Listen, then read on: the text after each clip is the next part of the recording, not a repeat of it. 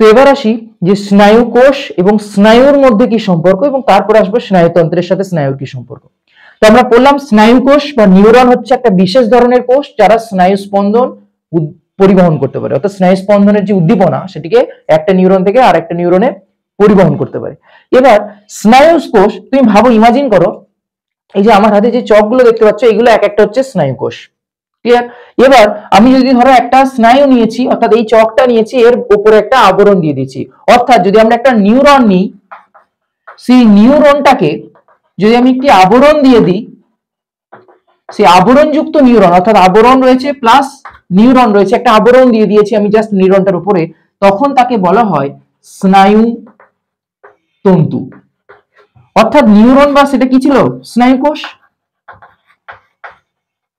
স্নায়ু কোষ বা নিউরনের সাথে বা নিউরনের উপরে আমি যদি একটা আবরণ দিয়ে দিই তখন সেটাকে আমরা বলছি কি? স্নায়ুতন্তু। এবার ধরো এরকম অনেকগুলো স্নায়ুতন্তু রয়েছে, মানে এটা একটা নিউরন তার উপর আবরণ রয়েছে, এটা একটা নিউরন তার উপর আবরণ রয়েছে, এরকম অনেকগুলো স্নায়ুতন্তু আমি ধরো একজোট করলাম, এরকম একজোট করলাম, তাহলে দেখো অনেকগুলো কি রয়েছে? অনেকগুলো স্নায়ু রয়েছে, এবং সেগুলো একজোট করে অনেকগুলো ধরো স্নায়ু রয়েছে, আমি সেইগুলোকে একজোটের মধ্যে ভরে দিচ্ছি, মানে একটা বান্ডিল। বান্ডিল অফ, মানে অনেকগুলো বান্ডিল রয়েছে কার? না স্নায়ুতন্তু। যখন অনেকগুলো স্নায়ুতন্তুর বান্ডিল নিয়ে আমি সেটাকে পুনরায় আবার একটা আবরণ দিয়ে দিচ্ছি তখন সেটাকে বলা হয় স্নায়ু। তাহলে ভাবো স্নায়ু কোষ বা নিউরন আর স্নায়ু কিন্তু এক নয়। স্নায়ু কি না, স্নায়ু হচ্ছে একটা সম্মিলিত ফল। কিসের সম্মিলিত ফল? আর একবার বোঝাবার চেষ্টা করি। ধরো আমার হাতে এটা কি রয়েছে? একটা চক দেখতে পাচ্ছ। এই চকটিকে তুমি ইমাজিন করো একটা স্নায়ু কোষের সাথে, অর্থাৎ নিউরনের সাথে। তাহলে এবার এই নিউরন তার বাইরে যে আবরণটা রয়েছে তখন সেই আবরণযুক্ত নিউরনকে বলছি আমরা স্নায়ু তন্তু। এইরকম অনেকগুলো স্নায়ুতন্তু রয়েছে এবং তাদেরকে আমরা পরস্পর আবরণ দিয়ে দিচ্ছি, এবং সেই আবরণযুক্ত একাধিক স্নায়ুতন্তু নিয়েই গঠিত হয় কি? স্নায়ু। দ্যাট মিনস একটা যদি আমি স্ট্রাকচার দেখি সেখানে দেখতে পাবো, ধরো এটা একটা স্নায়ুর এন্ড, আমরা যদি এটা স্নায়ুর একটা শেষ প্রান্তটাকে দেখি, দেখবো কি? ধরো এরকম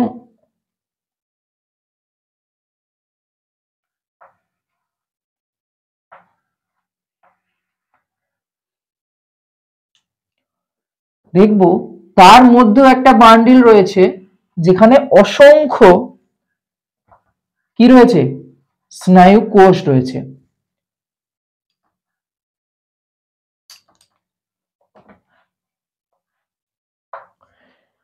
আবার জাস্ট আমি একটাকে দেখাচ্ছি, মনে করো এটা হচ্ছে স্নায়ু কোষ, যেটা হচ্ছে নিউরন। এই স্নায়ু কোষের যখন আবরণ থাকছে তখন আমরা তাকে কি বলছি? স্নায়ুতন্তু। এবং এই স্নায়ু কোষের আবরণটিকে বলা হয় এন্ডোনিউরিয়াম।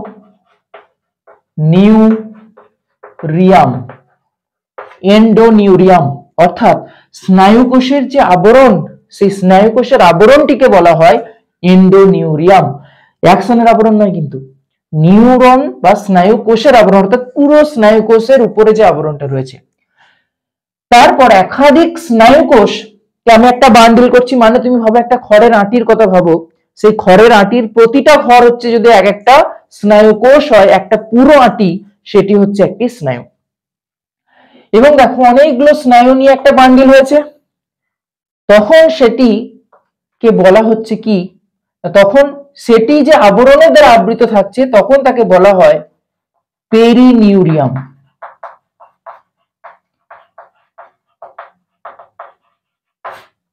তাহলে এন্ডোনিউরিয়াম হচ্ছে একটা একক স্নায়ু কোষের বা স্নায়ুতন্তুর আবরণ। যখন একাধিক স্নায়ুতন্তু একত্রিত হচ্ছে এবং তাদের বাইরে আবার একটা স্তর পড়ছে তখন সেটাকে বলা হয় স্তর বা আবরণ থাকছে, তখন সেটাকে বলা হয় পেরিনিউরিয়াম। এরকম একাধিক পেরিনিউরিয়াম রয়েছে, তাই তো? এরকম একাধিক পেরিনিউরিয়াম রয়েছে কোথায়? একটা স্নায়ুতে। এটা একটা স্নায়ু, এবং সেই স্নায়ুতে দেখো একাধিক আমরা এই পেরিনিউরিয়াম দেখতে পাচ্ছি। এবং একদম স্নায়ুর বাইরে যে আবরণটা দেখতে পাচ্ছি এটিকে বলা হয় এপিনিউরিয়াম।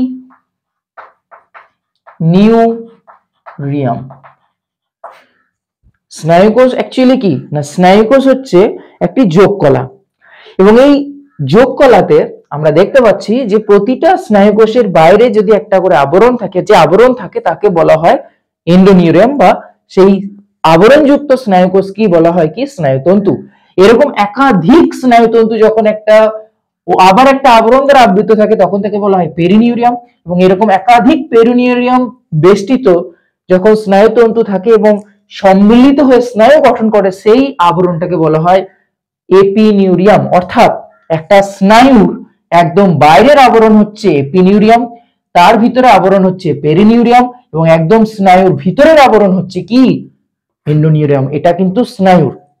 তো তাহলে এখান থেকে স্পষ্ট যে স্নায়ুকোষ, স্নায়ুতন্তু, স্নায়ু এবং স্নায়ুতন্ত্রের মধ্যে সম্পর্ক কি না, স্নায়ুকোষ যখন আবরণ থাকে অর্থাৎ স্নায়ুকোষ প্লাস আবরণ সেটা তৈরি করে স্নায়ুতন্তু, এবং একাধিক স্নায়ুতন্তু সম্মিলিত হয়ে তৈরি করে স্নায়ু, এবং সেই স্নায়ুগুলোই একাধিক স্নায়ু গঠন করে কি স্নায়ুতন্ত্র। তাহলে আমি পুনরায় চটজলদি আরেকবার রিপিট করছি যে স্নায়ুকোষ বা নিউরন প্লাস আবরণ অর্থাৎ আবরণ যুক্ত স্নায়ুকোষকে বলা হয় স্নায়ুতন্তু।